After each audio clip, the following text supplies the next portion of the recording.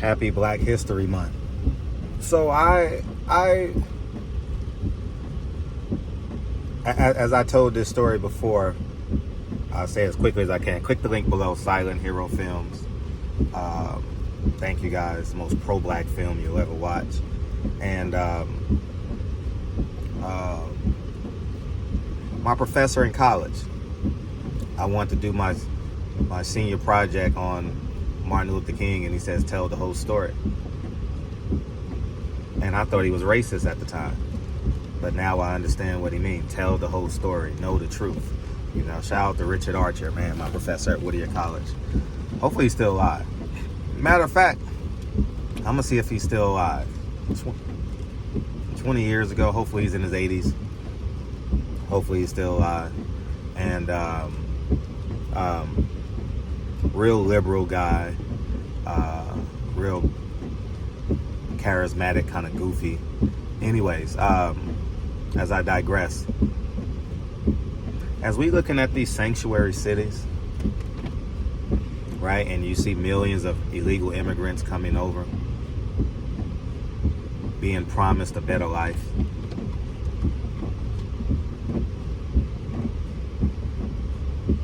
my common sense meters, my common sense antennas tells me that's the same way they entice black people in Africa to come over here.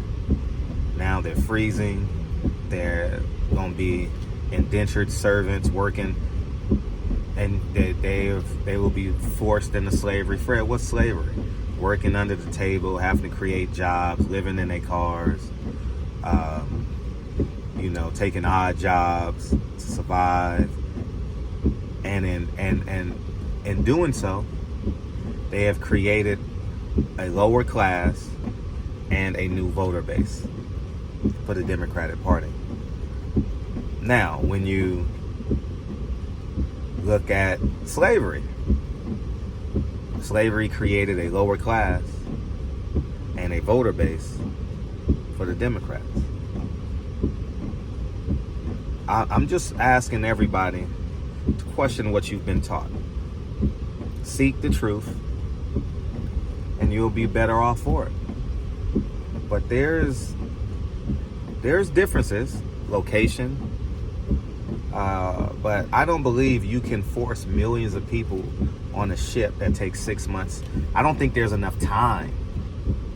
You understand what I'm saying? And enough fight in humans, to consistently get millions of people over on steamships.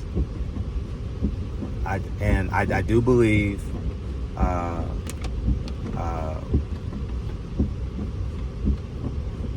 whatever was true on those ships, because it's like a microcosm of civilization. Once you get on those ships, once those thousands of people get on the ship, it becomes a little city. So obviously you got pecking orders and so on and so forth, like you do in your house. There's a little city in your house. And I'm asking y'all the question. This Black History Month, I feel inspired to ask you guys, start questioning things.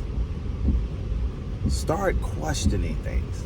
It's very, very important that you seek the truth. When you seek the truth, you're going to be so free. So free. So I'm looking at how they promise these illegal immigrants from South American countries freedom, opportunity. We were promised this and that. And when they get here, they're in freezing Chicago. They're in freezing New York. They're homeless here in LA. It's not what they promised. And now they're running around lost in search of. But you know what they do? They invite them to slavery. Free housing. They halfway integrate them. They don't teach them the language. They make them resistance to the people that are already here. So when you look back at slavery, who was resistant to black people? Native Americans, the Europeans that was already over here, the Latino population that was already here. You resent them because now they're extracting resources which you've worked hard and or paid for. Just think about that. Y'all go ahead and have a great day. If I choose to come back and be more in depth, I'm just asking y'all, start questioning things. Stop just accepting things because it's in a book. Stop just accepting things because you was taught that in the 3rd grade. They tricked and bamboozled black people to come over here with a carrot, with promises. Same, it ain't no different. And you know who's next? India. But they probably already got India, and I haven't done my research. I'm ignorant as it pertains to India and do you call people from India Indians? Help me out with that. But just be aware. All right, Chinese people. Wherever there's poverty, capitalism will take advantage of it. That's simply it. So y'all go ahead and have a great day. And talk to you guys soon. Peace.